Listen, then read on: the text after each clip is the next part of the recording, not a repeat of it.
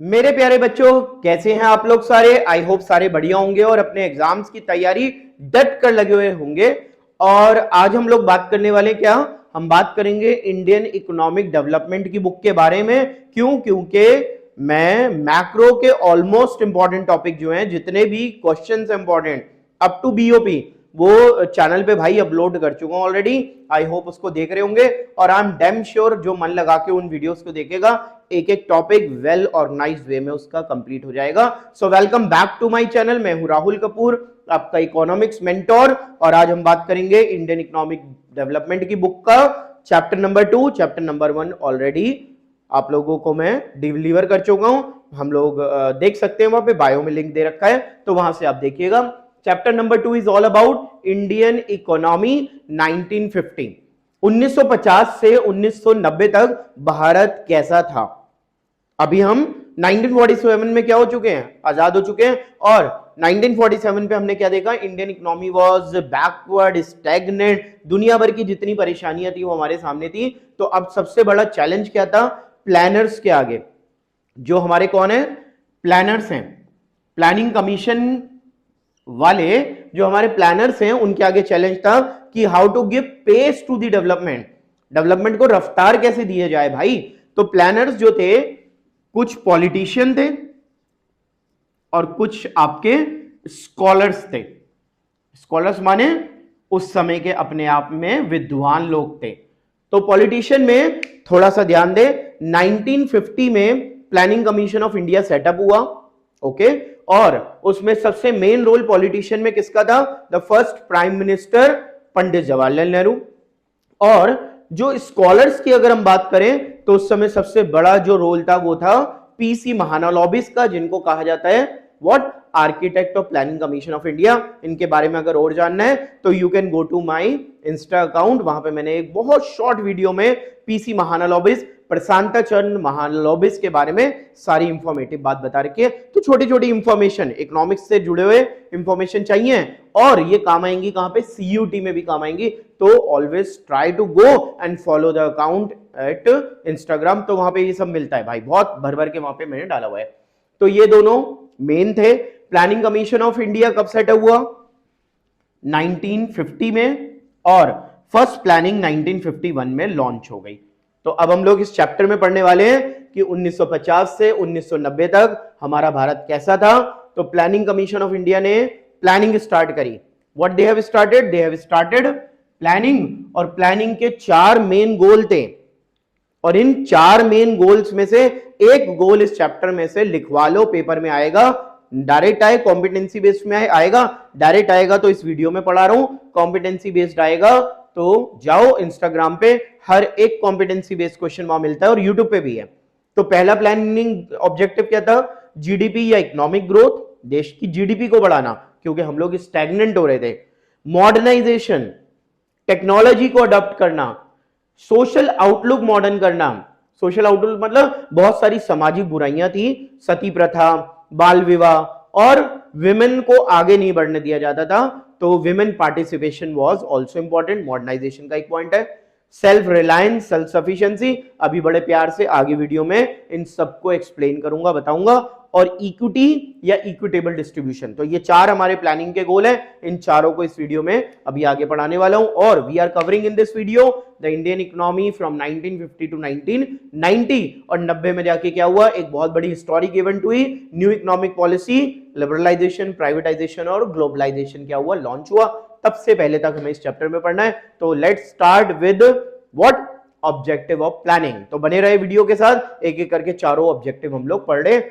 इसको कॉपी करना चाहते हो so you can pause the video, so note it down, और एक एक करके हम लोग इनको डिस्कस करते हैं। Note it down. So objective of planning is all about कि प्लानिंग का डेस्टिनेशन क्या था, मंजिल क्या थी। ऑब्जेक्टिव में क्या है कि मंजिल क्या है, पहुंचना कहां है। तो पहला ऑब्जेक्टिव था जीडीपी ग्रोथ। आप लोग यहां पे बोर्ड पे देखो, हर एक टॉपिक का मैं क्या करता हूं, आप लोगों के लिए कुछ हाईलाइटेड वर्ड और लाइंस लिख देता हूं। व्हाट इज इंपॉर्टेंस और व्हाट इज, बेटा मतलब मैं क्या कहूं कि सबसे बेहतर बात क्या है इन वीडियोस की, कि तुम लोगों को ना इसके बाद कोई नोट्स पढ़ने की जरूरत नहीं है। अगर तुम यही हाईलाइटेड वर्ड उतार लेते हो और इनको एग्जाम में लिखाते हो। तो ये जो वीडियोस है ना, ये सफिशिएंट है। क्यों?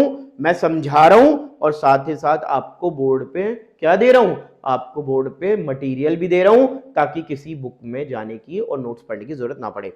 तो जीडीपी ग्रोथ क्यों जरूरी है? जीडीपी का ग्रोथ का मतलब क्या है? Increase in the countries capacity. मेरा डंडा कहां है? ये रहा। Increase in the countries capacity, country की जो कैपेसिटी है गुड्स एंड सर्विसेज को बनाने की, उसको बढ़ाना, पहली बात।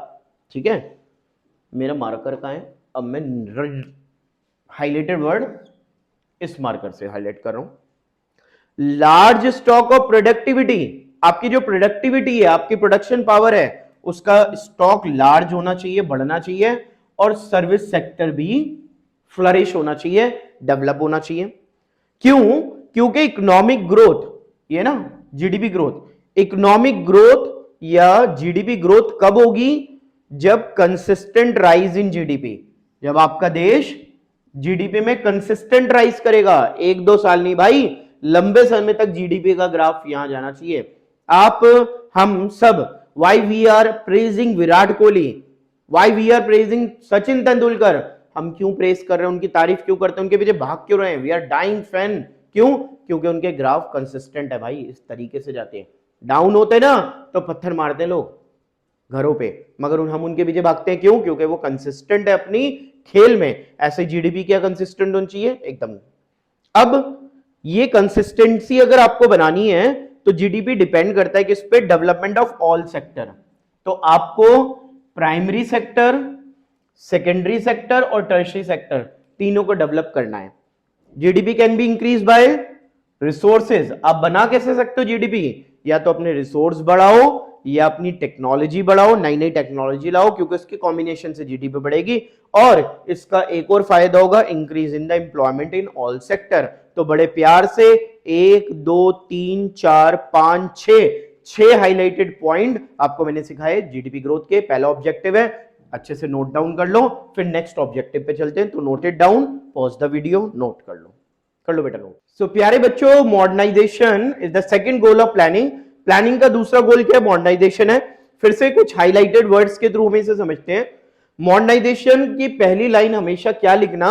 Modernisation is all about adoption and updation of technology. नई नई टेक्नोलॉजीज को अडॉप्ट करो और उन्हें अपडेट करो। अडॉप्ट तो कर लिए, अपडेट नहीं कर रहे, आगे नहीं बढ़ रहे। क्यों?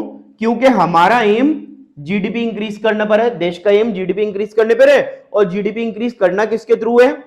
टेक्नोलॉजी के। और जीडीपी एक देश की तभी बढ़ पाएगी जब, देखो भाई बहुत प्यार से, तरीके से, तसल्ली से समझो, हाईलाइटेड वर्ड्स पकड़ो भाई, कि सर जब तक रिसोर्स और टेक्नोलॉजी का ऑप्टिमम कॉम्बिनेशन, मस्त बढ़िया वाला वो कॉम्बिनेशन नहीं बनाओगे जो कि क्या देगा? हायर जीडीपी देता है। मतलब कि आपने एक मशीन, 2 लेबर, मैक्सिमम आपको प्रोडक्टिविटी और प्रोडक्शन बढ़ाना है। तो ऑप्टिमम आपको क्या चाहिए? ऑप्टिमम अगर आपको चाहिए क्या? कॉम्बिनेशन। तो आपको क्या करना है? जीडीपी को इंक्रीज करना है। ओके, कॉम्बिनेशन बनाना है रिसोर्स और टेक्नोलॉजी का। और एक और एम था मॉडर्नाइजेशन का, चेंज इन सोशल आउटलुक। हमारा जो आउटलुक था, हमारा जो देखने का नजरिया था, वो पुराना था, बहुत ट्रेडिशनल था। उसमें हम लोग क्या करते थे? भेदभाव करते थे, जेंडर डिस्क्रिमिनेशन, आदमी औरतों में डिस्क्रिमिनेशन है। और इसीलिए जब तक डिस्क्रिमिनेशन हो रहा था तो हम क्या कह रहे थे? हम कह रहे थे कि भाई अब डिस्क्रिमिनेशन जब तक हो रहा है तब तक क्या है? देश डेवलप नहीं है, डेवलपिंग है। और आज देख लो, आज आपने डिस्क्रिमिनेशन कम करा, विमेन एम्पावरमेंट, जेंडर एम्पावरमेंट की बात करी, औरतों को पार्टिसिपेशन के लिए क्या करा? बढ़ावा दिया। तो आज हर एक फील्ड पर आगे कौन है? The women. Mars mission lead करने वाली women. The president of India is a women. तो ऑलमोस्ट हर एक फ्रंट लाइन पे कौन है? औरतें हैं भाई आज के जमाने में। क्यों? क्योंकि हमने अपना सोशल आउटलुक चेंज करा। प्लानिंग का ये भी एक क्या था? उद्देश्य था, सोशल आउटलुक बदलो, औरतों को आगे आने दो। Equal right, everyone have their equal right, हर किसी को इक्वल राइट मिलना चाहिए, तभी तो पार्टिसिपेशन रेशियो बढ़ेगा और इकोनॉमी मोर सिविलाइज्ड और प्रॉस्पेरियस। तो मतलब पहली बात, adoption and updation, noted. GDP कैसे बढ़ेगी? टेक्नोलॉजी के थ्रू। रिसोर्स और टेक्नोलॉजी का ऑप्टिमम क्या होना चाहिए? ऑप्टिमम क्या होना चाहिए बोलो, पिटोगे? कॉम्बिनेशन होना चाहिए। और आप अपना सोशल आउटलुक चेंज करो, जेंडर एम्पावरमेंट बढ़ावा दो, इक्वल राइट दो और इकोनॉमी को सिविलाइज्ड और प्रॉस्पिरियस करो। This is the modernisation objective. तो इसको अच्छे से क्या करो, नोट डाउन कर लो। और इन्हीं बातों को क्या करना है, इंग्लिश थोड़ी बहुत आती है, नहीं आती है और अच्छी आती है, तीनों बातें अगर हैं तो थोड़ा सा क्या करना है, इसमें सेंटेंस कनेक्टर वगैरह लगा के इंग्लिश मस्ती बना के आंसर बढ़िया सा बनाना है। और नोट इट डाउन कर लो, note down. So the third topic is all about, third objective is self reliance and self sufficiency. यहां पे दो वर्ड्स पे स्ट्रेस दिया गया प्लानिंग के अंदर कि हमारा देश सेल्फ रिलायंस होना चाहिए और सेल्फ सफिशिएंट होना चाहिए। तो पहले जरा प्यार से इन मतलब को समझो। सेल्फ रिलायंस और सेल्फ सफिशिएंसी का मतलब क्या है? Non dependency. नॉन डिपेंडेंसी, हम किसी पे निर्भर ना हो। मैं किसी पे डिपेंड नहीं हूं, मैं अपने ऊपर ही डिपेंड हूं, इंडिपेंडेंट हूं। Non dependency from rest of the world. ROW, rest of the world से मैं डिपेंडेंट नहीं हूं। क्या होना चाहिए? मैं अपना इंडिपेंडेंट होना चाहिए। For what? सेल्फ रिलायंस का मतलब क्या है? सेल्फ रिलायंस का मतलब है आपके फाइनेंशियल रिसोर्स, मतलब कि रुपए पैसे के मामले में किसी पे भी डिपेंडेंट नहीं होना। Non dependency from the rest of the world for food grain, मतलब कि फूड ग्रेन या फिर एसेंशियल सप्लाई, जो बहुत ही एसेंशियल चीजें हैं, हमारे रोजमर्रा की चीजें हैं, उनके लिए हमें। तो क्या मतलब? सबसे पहले एग्जामिनर का नाम, self reliance means non dependency from the rest of the world from financial resource, रुपए पैसे पे किसी पे हम डिपेंड नहीं है। Self sufficiency mean non dependency from the rest of the world for food grain और एसेंशियल सप्लाई। व्हाई? बिकॉज जितना ज्यादा हम लोग क्या करते हैं, दूसरों पे डिपेंड होते हैं, उतना ही हम लोग क्या हो रहे हैं, दूसरों पे डिपेंड हो रहे हैं। तो उनकी इंटरफेरेंस, मतलब बाकी देश जो हैं उन पे डिपेंड होंगे तो इंटरफेरेंस बढ़ेगी, उनका हमारा पॉलिटिकल हस्तक्षेप बढ़ेगा। जब देखो तभी हमारी पॉलिटिक्स में आ जाएंगे हाथ बढ़ाने, मतलब टांग अड़ाने, कि हम सलाह देंगे, आप ऐसे करो वैसे करो। क्यों? आप डिपेंडेंट हो ना उन पे। उसका सबसे बढ़िया एग्जांपल कि 1965 में America threaten India to stop war against Pakistan. उसने धमकी दी कि पाकिस्तान के खिलाफ अपनी जंग रोक दो, नहीं तो मैं export of the food grain, fruit grain की एक्सपोर्ट सप्लाई रोक दूंगा। तो भारत को मजबूरन करना पड़ा, उसकी बात माननी पड़ी। तो इसलिए हमने ये बात समझी कि यार हम दूसरों पे डिपेंड होंगे तो हमेशा एक कैसे रहेंगे, हैंडीकैप्ड की तरह, अपाहिज की तरह रहेंगे, हम उन पे डिपेंड हो रहे हैं यार। और उसका रीजन लिखना, रिड्यूस फॉरेन डिपेंडेंसी। हमें दूसरों पे क्या घटानी है? अपनी डिपेंडेंसी, फूड ग्रेन के लिए, रुपए पैसे के लिए खुद बनाना है, आत्मनिर्भर भारत बनना है। और रिड्यूस फॉरेन इंटरफेरेंस। इंटरफेरेंस मैंने अभी बताया कि अमेरिका ने थ्रेटन करा कि भाई वॉर रोको, इंटरफेरेंस ही तो था यार। तो अपने आप को अगर इंटरफेरेंस से बचाना है और आपको अपनी डिपेंडेंसी से बचाना है तो you have to be self reliance, self sufficiency and it was an objective of planning. तो कॉपी कर लो, ये प्लानिंग का कौन सा ऑब्जेक्टिव है? This is the objective number 3। चौथा जल्दी से पढ़ाने वाला हूं, इसको नोट डाउन कर लो बेटा, जल्दी से करो। तो moving on to the next objective of the planning is all about equity और इक्विटेबल डिस्ट्रीब्यूशन। देखो सबसे इंपॉर्टेंट बात होती है कि भाई कितनी भी तुम ग्रोथ कर लो, इकोनॉमी कितनी भी ग्रोथ कर ले, अगर वो ग्रोथ कॉन्सेंट्रेटेड है few hands of section of society, अमीर और अमीर हो रहे हैं, गरीब और गरीब होते जा रहे हैं, तो वो ग्रोथ बेकार है। बिकॉज इकोनॉमिक्स क्या कहता है? Growth become useless, meaningless if it is concentrated to few hands. अगर वो कुछ हाथों में क्या है भाई, कुछ हाथों में सिकुड़ के रह गई, कुछ हाथों में ही समेट के रह गई। मतलब Ambani, Adani and so many people, तो अमीर अमीर होते जा रहे हैं और गरीब क्या हो रहे हैं, और गरीब होते जा रहे हैं। ऐसा ही हमारे को प्लानिंग में देखना था कि ऑब्जेक्टिव क्या था, इक्विटी, मतलब इक्विटेबल डिस्ट्रीब्यूशन, जीडीपी सब में बराबर बटे। मतलब बराबर तो बटना सपना है यार, मगर एटलीस्ट ट्राई तो करें। ऑल ऑब्जेक्टिव आर फेल, सारे ऑब्जेक्टिव क्या हो जाते हैं? फेल हो जाते हैं भाई, फेल हो जाते हैं। A benefit of growth is in few hands, अगर ग्रोथ के बेनिफिट कुछ हाथों में है। Therefore equity is an objective, इसलिए इक्विटी को क्या माना गया, एक ऑब्जेक्टिव माना गया, equity is an objective. Every Indian should meet, able to meet his basic need, objective कह रहा है कि कम से कम भाई बेसिक नीड तो पूरी होए, किसकी, every Indian. When GDP distribution is even, और ये होगा कैसे, it will be happen when GDP distribution is even, GDP का डिस्ट्रीब्यूशन कैसा है, इवन, इवन और ऑड दो होते हैं, इवन माने equal. Reduction in equality of income and wealth, this is all about what, this is all about objective in the form of equity. तो ये लाइंस, ये पॉइंट्स को बना के जोड़िए और अपने आंसर को बेहतर तरीके से लिखिए। तो यहाँ पे हमने ऑब्जेक्टिव पूरे करे। तो moving on to the next topic, इस चैप्टर का एक और टॉपिक, अभी वीडियो क्या है, खत्म नहीं है मेरे भाई, अभी जुड़े रहिए और पढ़ते रहिए, इसे नोट डाउन करो, नोट इट डाउन कर लो। So moving on to the next topic, जब हम बात कर चुके हैं कि आपने कहा कि सर प्लानिंग के 4 गोल्स थे, तो उन गोल्स को कहां लगाया गया और कौन से सेक्टर्स को डेवलप करना था, तो एग्रीकल्चर और इंडस्ट्रियल 2 रिफॉर्म्स लाने थे। बोर्ड पे मैंने सारे इंपॉर्टेंट बातें समेट के, मतलब कहते हैं ना पूरी किताब को छान के इंपॉर्टेंट चीजें ले आना, वो सामने है। तो एग्रीकल्चर रिफॉर्म्स में सबसे पहले इंपॉर्टेंट बात समझो, ग्रीन रेवोल्यूशन जो है वो 1960 में लॉन्च हुआ। और ग्रीन रेवोल्यूशन में कुछ कुछ इंपॉर्टेंट बातें क्या ध्यान रखने वाली हैं कि भाई ग्रीन रेवोल्यूशन जो था वो मेनली फोकस कर रहा था कहां पर, पंजाब, हरियाणा, उत्तर प्रदेश ऐसे स्टेट्स में। इसका मतलब आपका बिहार और सिक्किम, मेघालय, ये सब उससे डिप्राइव्ड रह गए, पीछे रह गए। तो ये एक बुराई है ग्रीन रेवोल्यूशन की। ग्रीन रेवोल्यूशन किस पे फोकस कर रहा था, व्हीट एंड राइस। इसका मतलब व्हीट एंड राइस के अलावा बाकी जितनी फसलें थी उस पे ग्रीन रेवोल्यूशन ने कोई गौर नहीं करा। 1960 के दौर में ग्रीन रेवोल्यूशन आया और उसको लाने वाले जो ग्रीन रेवोल्यूशन का father of the global green revolution, पूरे वर्ल्ड में जिससे सलाह ली गई, हु इज दैट, अगर जानना है तो एक शॉर्ट वीडियो इसके ऊपर बना रखिए, who is the global father of green revolution, go and watch this, उसको पढ़िए, देखिए, समझिए।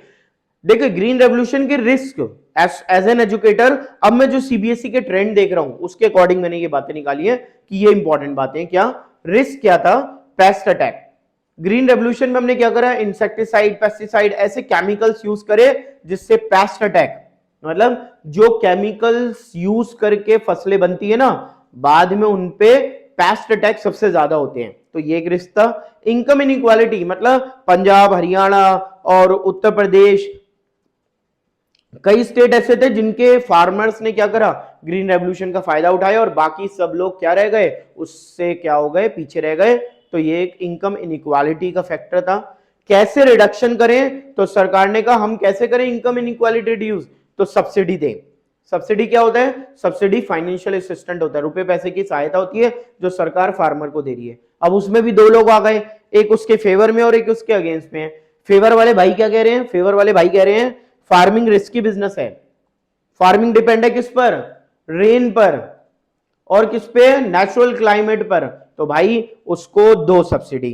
फार्मर पुअर है, वो अफोर्ड नहीं कर सकते HYV पैकेज, मतलब ग्रीन रेवोल्यूशन किस पे डिपेंड था, HYV high yielding variety seeds नहीं खरीद सकते वो, तो उनको क्या दो, सब्सिडी दो।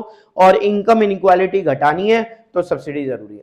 उधर दूसरे कुछ लोग थे वो कह रहे ग्रीन रेवोल्यूशन में सब्सिडी मत दो, क्यों, benefit only to the rich farmer. उनका कहना था कि जो रिच फार्मर है ना वो सिर्फ सब्सिडी का फायदा उठा रहे हैं और पुअर्स को सब्सिडी नहीं मिल रही। फिस्कल बर्डन, सरकार का फिस्कल बर्डन, मतलब कि सरकार के ऊपर कर्जे बढ़ रहे हैं, वो कर्जे ले लेके सब्सिडी दे रही है। ये था ग्रीन रेवोल्यूशन। दूसरा इंपॉर्टेंट पॉइंट क्या है, इंडस्ट्रियल रिफॉर्म्स। क्यों, इंडस्ट्रीज हमारे पास थी नहीं, ओनली टिस्को 1907 1907 में सिर्फ टिस्को स्थापित हुई थी, TISCO, Tata iron steel corporation of India. तो इंडस्ट्रियल रिफॉर्म जरूरी था, उसके लिए हमने क्या लॉन्च करी, industrial policy resolution IPR 1956। IPR 1956 में मेन रोल किसका था, पब्लिक सेक्टर का, मतलब जो कमांडशिप और जो लीडरशिप होती है, जो मेन फ्लैगशिप होती है आगे दौड़ने वाली, वो पब्लिक सेक्टर को दी गई, क्योंकि इतना पैसा किसी और प्राइवेट सेक्टर पे था नहीं कि वो इंडस्ट्रियल पॉलिसी ला पाए। लाइसेंस सिस्टम, हर एक चीज के लिए लाइसेंस आ गया। अगर आपको अपने ब्रांच सेटअप करनी है, अगर आपको अपनी क्या करनी है, क्वांटिटी बढ़ानी है, कैपेसिटी बढ़ानी है, बिजनेस सेटअप करना है, हर चीज के लिए लाइसेंस लेना था भाई। लाइसेंस राज पैदा हुआ। थ्री फोल्ड क्लासिफिकेशन कर दिया, मतलब 3 हिस्सों में बांट दिया इंडस्ट्रीज को। पहला ए, एक्सक्लूसिवली गवर्नमेंट के अंडर 17 इंडस्ट्रीज ऐसी रखी। बी में दोनों को काम दिया, प्राइवेट और गवर्नमेंट दोनों आ सकता है, बोथ 12 है। और उसके बाद जो ए और बी में जो ना है, जो बच जाए वो किस में है, प्राइवेट में है। इस पॉलिसी का दूसरा नाम इंपोर्ट सब्स्टिट्यूशन है। क्यों? क्योंकि उसने आत्मनिर्भर भारत के ऊपर स्ट्रेस करा कि बाहर से मत मंगाओ, इंपोर्ट मत करो, अपने देश में बनाओ। और dead social weight, dead social weight का मतलब क्या होता है बेसिकली? डेट सोशल वेट का मतलब होता है कि ये जो पब्लिक सेक्टर है, ये public sector dead social weight हुआ। क्यों?